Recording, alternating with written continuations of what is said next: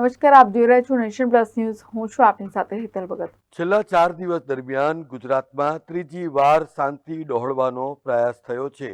8 સપ્ટેમ્બરે સુરતમાં શ્રીજી પંડાલ ઉપર પથ્થરમારો અને વડોદરામાં ગણેશોત્સવની વચ્ચે ધાર્મિક ઝંડા લગાવવાનો વિવાદ સામે આવ્યો હતો.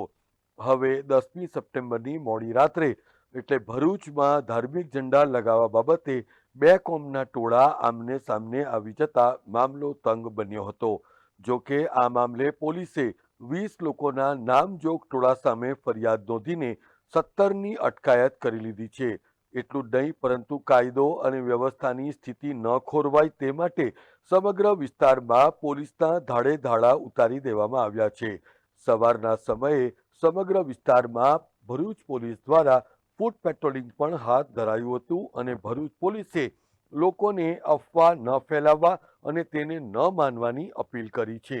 ભરૂચ શહેર બી ડિવિઝનમાં અત્યારે સાંજના લગભગ 10:30-11 વાગ્યાની આસપાસ એક મેસેજ મળ્યો પોલીસ કંટ્રોલ રૂમમાં કે બે ટોળા ભેગા થઈ ગયા છે, બે કોમના અલગ અલગ જગ્યાએ.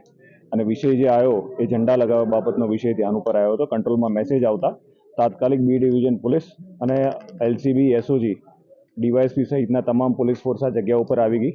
આ જગ્યા ઉપર પહેલાં ટોળાને વિખેરવામાં આવ્યા. હાલ શાંતિ છે. અહીંયા ગુનો દાખલ કરવાની પ્રક્રિયા ચાલુ છે. જે બનાવે આ ગુનો બની રહ્યો છે એ સંદર્ભે હાલ કાર્યવાહી પોલીસ સ્ટેશનમાં ચાલુ છે. જે લોકો વિરુદ્ધ આક્ષેપ થયા છે તમામને ડિટેન કરવામાં આવ્યા છે.